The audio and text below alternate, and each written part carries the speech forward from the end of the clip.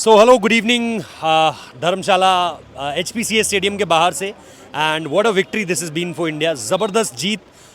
एक एक कर बात कर लेते हैं सारे के सारे पहलुओं पे। कल भी जैसा मैंने जो लाइव वीडियो किया था उस पर भी बताया था कि मेरा जो फेवरेट प्लेइंग कॉम्बिनेशन है वो क्या है। अगर आप लोगों ने नहीं देखा था तो आप देख सकते हैं अगेन। लेकिन हम ये चाह रहे थे कि भाई इस मुकाबले में सूर्य कुमार यादव आए, मोहम्मद शमी आए। बहुत सारे लोगों के अलग अलग ओपिनियंस थे, but we stick to this कि भाई ये आपका प्लेइंग कॉम्बिनेशन होना चाहिए। आज ऑब्वियसली जो जीत हुई है उसकी बहुत सारी तस्वीरें हैं अलग अलग, बहुत सारे मैच विनर्स हैं। मोहम्मद शमी की वापसी, आपको याद होगा 2019 में भी उन्हें पहले मैच नहीं मिल रहा था, सडनली वो अफगानिस्तान के अगेंस्ट आते हैं, वहाँ पर 4 विकेट खड़काते हैं इंक्लूडिंग अ हैट्रिक।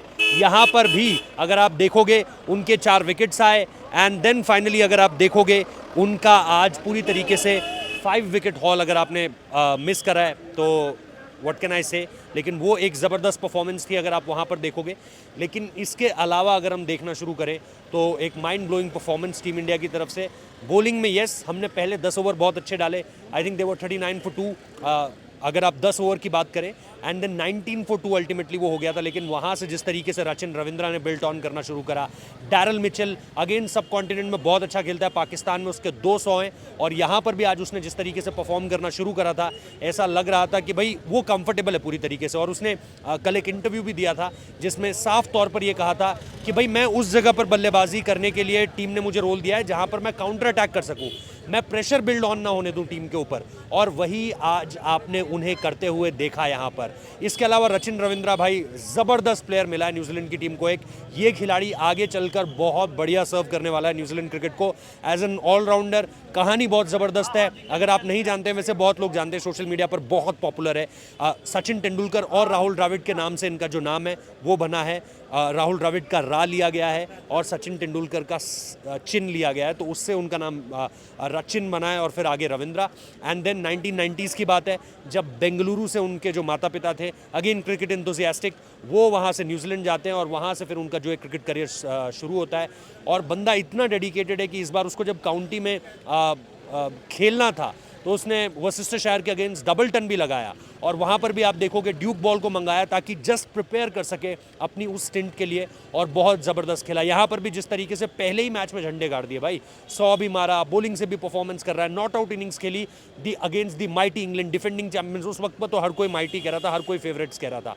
उसके बाद आप आओ जिस तरीके से उन दोनों ने बिल्डअप करना शुरू करा, आज आपकी जो सबसे बड़ी ताकत थी इस मैच, इस टूर्नामेंट में पूरी तरीके से, वो आपकी कमज़ोरी में तब्दील होती हुई नज़र आ रही थी।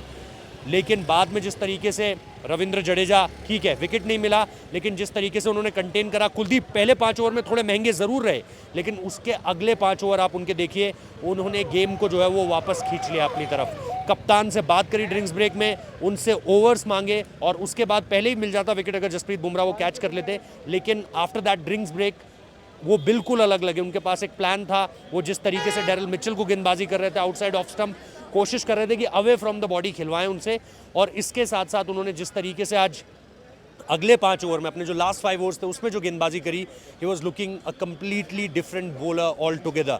तो वहाँ से अगर आप देखोगे तो ये सफ़र it's a completely different ball game altogether उनके लिए। ठीक है, आज मुझे एक चीज़ जो थोड़ी सी हल्की सी लगी कि कुलदीप यादव बहुत ज़्यादा तेज़ कराने की क्यों कोशिश कर रहे हैं, पता नहीं। उनसे अगर किसी ने बाद में पूछा हो या मीडिया जोन में अगर आए या प्रेस कॉन्फ्रेंस में अगर आए, तो माइट भी कि 114-113 किलोमीटर क्या एक वो वेरिएशन था। मैं ये नहीं कह रहा हूँ कि वो गलत था या सही था, I just want to know कि वो थोड़ा सा डिफरेंट रहता है अगर आप उस तरफ से देखें तो। हाय ब्रो, कैसे आप? Thank you so much, thank you so much. कुछ कहना चाहेंगे आज की जीत को लेकर के? बहुत अच्छा लगा मैच देख के। क्या सबसे हाई पॉइंट क्या था मैच का? विराट का सेंचुरी मिस हो गया, बट हाई पॉइंट इज जब विराट ने इतना अच्छा उसको रन को किया, that was the high point. What about Rohit Sharma inning? What about Mohammed Shami? Shami was great man, Shami is very आपको गुड। लगता है आगे भी मौका मिलना चाहिए शमी को? मिलेगा, मिलेगा? ज़रूर मिलना चाहिए, वैसे मिलेगा ही, नेक्स्ट मैच में मिलेगा। चलिए, thank you so much. I hope कि इंडिया इसी तरीके से करती रहे और कीप सपोर्टिंग। तो भाई थे, ऑब्वियसली शो देखते हैं, तो थैंक यू सो मच, आप ही लोगों की वजह से हैं।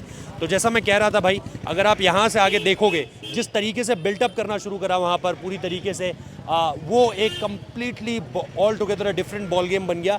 वहाँ से कुलदीप यादव ने जिस तरीके से विकेट्स लिए, फिर मोहम्मद शमी ने जिस तरीके से एक ही ओवर में 2 विकेट खड़का दिया, अगेन हैट्रिक बॉल बना दी, जसप्रीत बुमराह ने जिस तरीके से गेंदबाजी की, मतलब ऐसा लगा कि भाई जो न्यूजीलैंड की टीम 325 जा सकती थी, आपने उन्हें पहले ही रोक दिया पूरी तरीके से। और वहाँ पर अगर आप देखोगे तो आपको एक ऐसी बैटिंग यूनिट जो ऑलमोस्ट 325 करती हुई नज़र आ रही थी, वो वहाँ पर आपने 280, मतलब उसे आपने 290 भी नहीं टच करने दिया। एक वक्त पर यही टीम 40 ओवर की समाप्ति के बाद 220 रन पर थी। 220 रन पर सिर्फ 4 विकेट खोए थे। ऐसा लग रहा था कि भाई अगले 10 ओवर में 80 रन तो कहीं नहीं गए, specially in the presence of these two. जिस तरीके से वहाँ पर डैरल मिचेल थे, या जिस तरीके से उस वक्त पे मेरे ख्याल से टॉम लेथम का आना बाकी था, फिर आपके ग्लेन फिलिप्स बाकी थे, फिर आपके मार्क चैपमैन बाकी थे। तो आई थिंक ये बहुत बड़ा एक तरीके से आप ये कहो कि बैटिंग पावर आनी बाकी थी। लेकिन वहाँ पर जिस तरीके से रोका गया, आई थिंक वहाँ से काफ़ी चीज़ें जो है वो सॉर्ट आउट कर ली गई थी।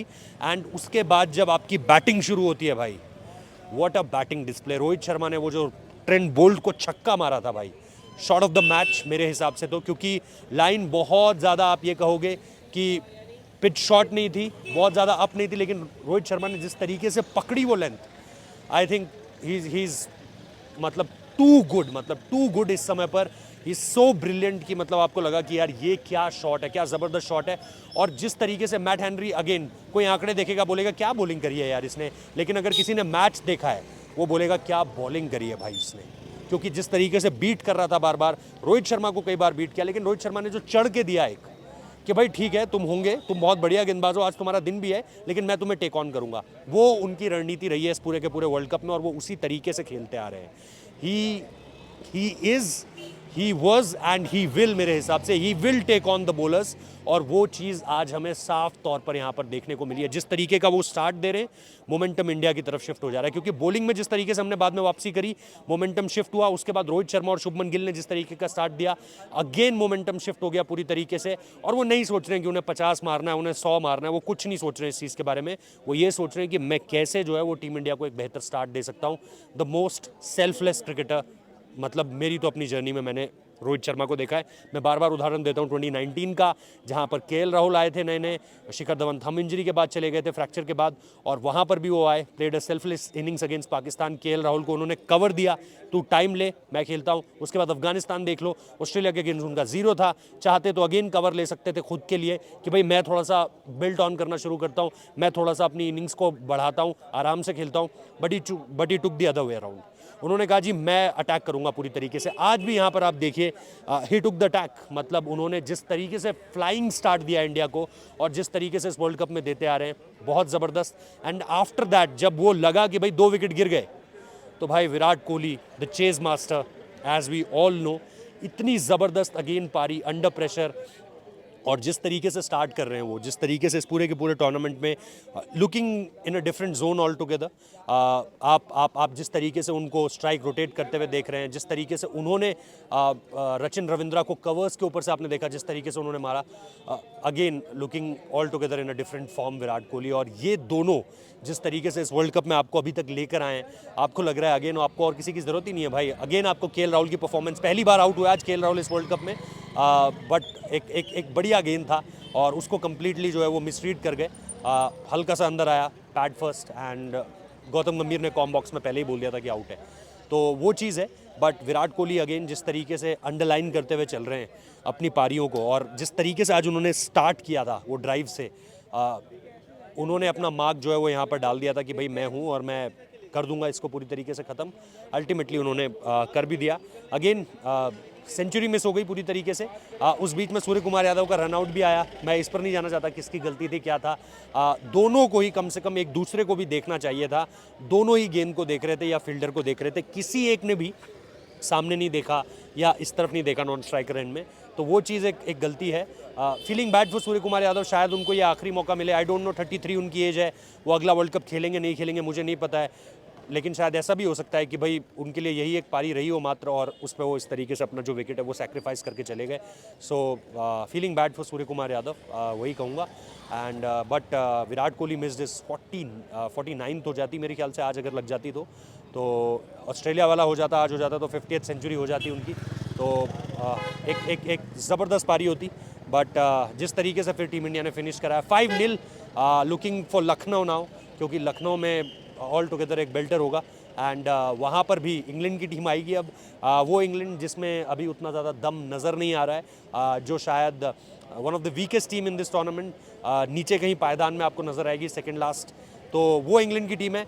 बट वी ऑल नो कि खिलाड़ी क्वालिटी हैं, टाइम ख़राब चल रहा है, ख़राब क्रिकेट खेल रहे हैं, but any day they can bring up their best, और वो शायद कहीं हमारे अगेंस्ट ना हो, बट हम ऑलरेडी बेस्ट क्रिकेट खेल रहे हैं, बढ़िया क्रिकेट खेल रहे हैं। So looking forward to this यार, looking forward to this game. Coverage आपको मिलती रहेगी। Keep on subscribing, keep on supporting, keep on liking the video, keep on commenting, और बताते रहिए क्या चाहिए क्या नहीं चाहिए। Thank you so much, chess.